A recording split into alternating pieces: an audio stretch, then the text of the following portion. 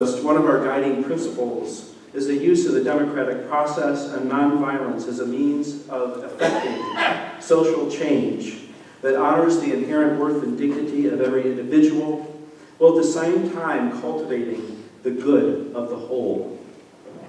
Today I am given great hope by the efforts of our students, moms, parents, and all of you who are here today, calling for reasonable, common-sense gun laws that seek to reduce the devastation that is caused by gun violence in our country and our world. Too long, we have been conditioned by the rigid interpretation of the Second Amendment that misguidingly believes that any regulation to the right to bear arms is a violation of our constitutional rights. This has been drilled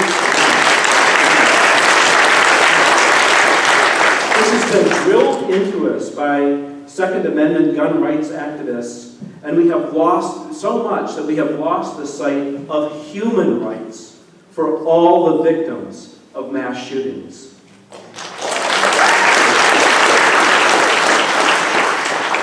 Today, we are here to say, hey, what about the human rights and the rights of life, liberty, and the pursuit of happiness for all people?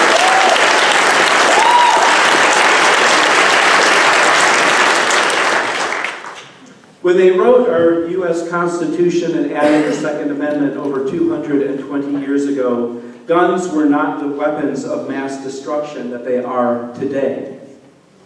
When we put somebody behind the wheel of a car that could be used as a weapon of mass destruction, we insist that the operator has the maturity and training to operate that vehicle in a way that is safe and appropriate. When farmers buy fertilizer and chemicals that could be possibly used as weapons, they are expected to be licensed and learn how to use those chemicals safely. We also restrict the use of other weapons of mass destruction in the general public. We don't let people buy bazookas, we don't let people buy tanks, and we don't let people make bombs in their homes as a hobby or a leisure activity. So it makes good sense that we should ask for reasonable restrictions on guns too. I admit that as a minister of a liberal religious movement, I am not a big fan of guns. And I also recognize that there are some people who use guns for recreational purposes, like hunting and target shooting, and are very responsible and know how to handle those weapons safely. But I don't believe that hunting or target shooting requires an assault weapon.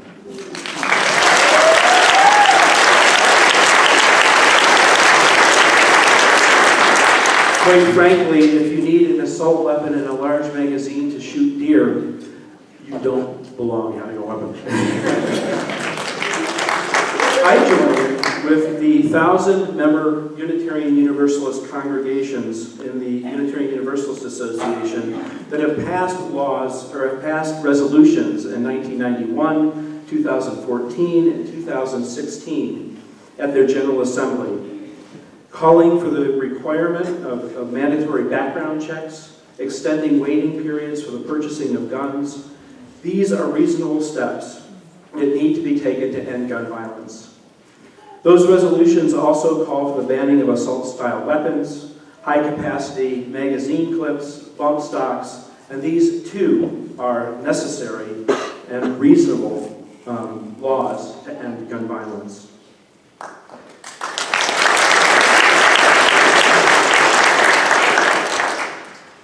I, too, have listened to some of the people who are gun rights activists who are calling for the need for increasing our funding for mental health and support for people who are going through difficult times. And one of the things I keep saying to them is, where's the rally like this that you're showing up to ask for the money from our representatives? I support you. If you do a rally for that, I will show up. The important thing is that as we are experiencing this mass of violence that is going on in our country, we need to listen to each other. We need to seek solutions that are both and not try to pit each other against each other to prevent or that create the stalemate that is the situation that we're living in now, where nothing happens. We keep talking, we keep watching, and nothing is happening. We need to take action together as people. Let us do this together. Let us make it so. And finally, I want to say to our young people, we love you. We are inspired by you. And we are with you all the way. Blessed be.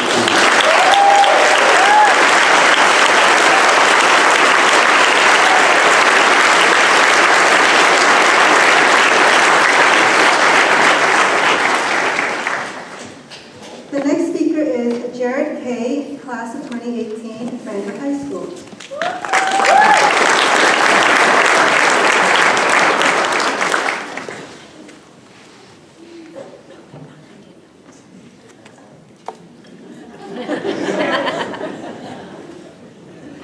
All right, can you guys hear me? Yes. All right. So, yeah, honestly, All right, so I am a senior at Bangor High School, and as many of you guys know, we participated in the high school walkout in remembrance of the victims of the Parkland shooting.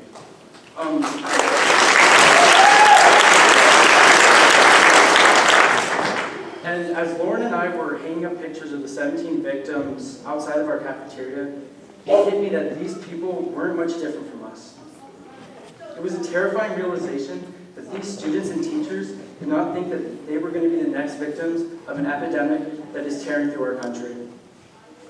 They were kids just like me and my friends, and adults just like my teachers and coaches. I searched for something that separated us, something that explained why this is happening, some reason that this would never happen to us, that it could never happen to us. I found nothing. You never think it's going to happen until it does, and that's the hard truth I learned that day. We have to acknowledge the possibility that we could be next unless we do something.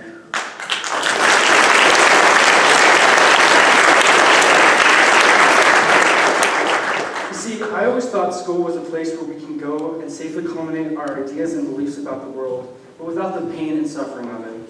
I now realize how wrong I was to ever believe that to be the case.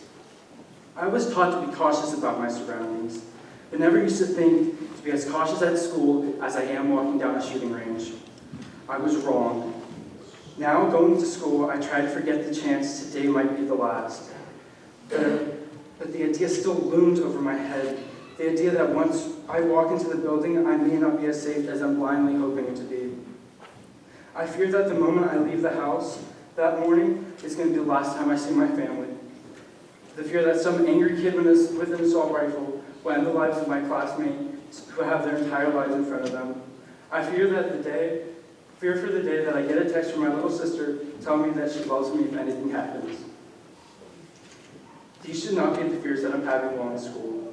I should be scared about a test or an essay, not that I might die.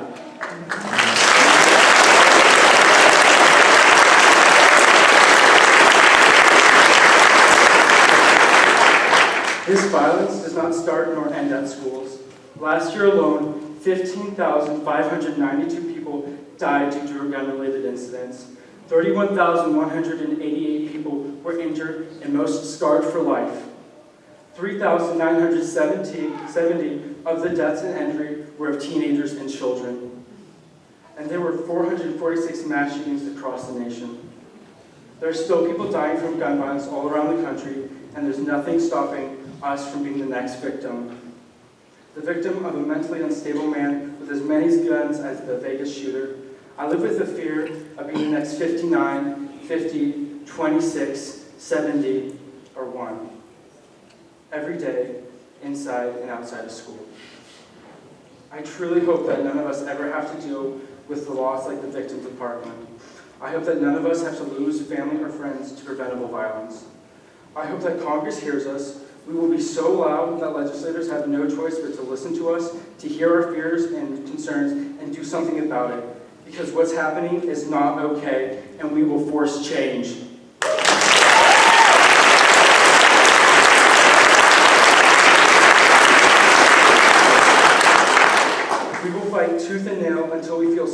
streets, in our schools. We demand background checks that involve more than 16 questions and a quick run-through of more than 3 databases. Background checks that thoroughly investigate records and leaves no room for to be unsure. We demand a ban on assault rifles so dangerous people can't get a hold of dangerous guns. We demand that the sale of large capacity magazines needs to stop. We demand change so our brothers, sisters, sons, and daughters never have to deal with the same fears that we live with every day. So I beg you, call your representatives, don't back down, fight for the lives of your family members and friends, fight for our future. Thank you.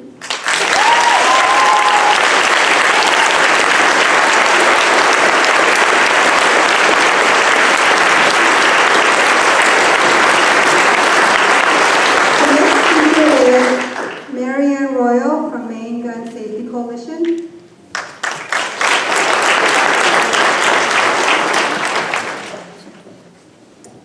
Wow. That's all I have to say, and ditto.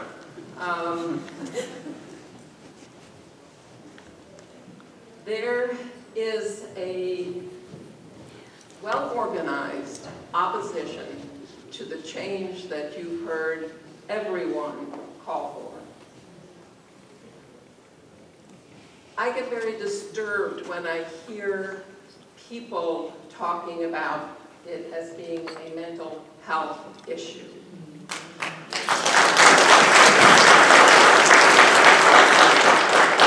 There are people here who may be taping this or and desiring to, and will be using it on a YouTube channel that they've created. That has happened personally to a member of our organization.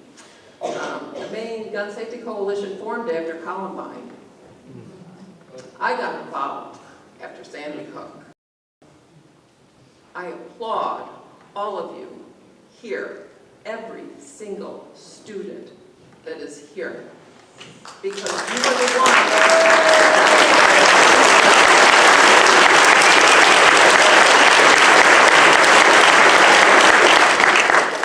We have not been able to do this. We have not been able to move the people we need to move to make the changes that need to be made. And there are many. There is not just one problem that guns present. There are a myriad of problems. And each one of those problems requires a unique solution. You will face opposition as you try to create the change, just as one of the other speakers said happened in the 60s. America was dramatically changed during that period of time. You have the ability and the energy to make that happen again. We need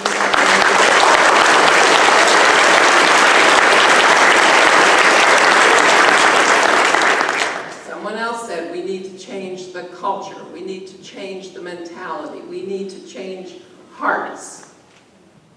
I'm here today because I believe you can do that. I saw it happen when I was part of that 60s generation. But I did not participate. I did not walk with John Lewis across that bridge. I did not get on a Freedom Rider bus. I did not, when I was in high school, question where the black children were going to school. I am thrilled that you are here and you are questioning the status quo.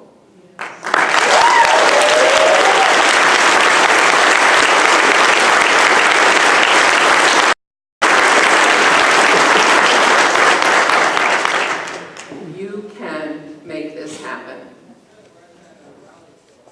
I mentioned that I don't see the gun issue as a mental health issue, and this is why.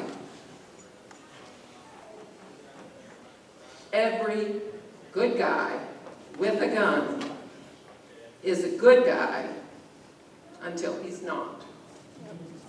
I will say that again. Every good guy with a gun is a good guy until he's not. So,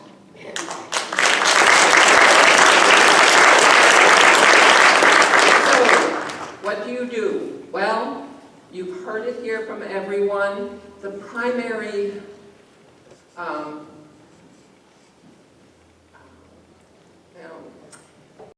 rephrase that. Arm yourself with facts.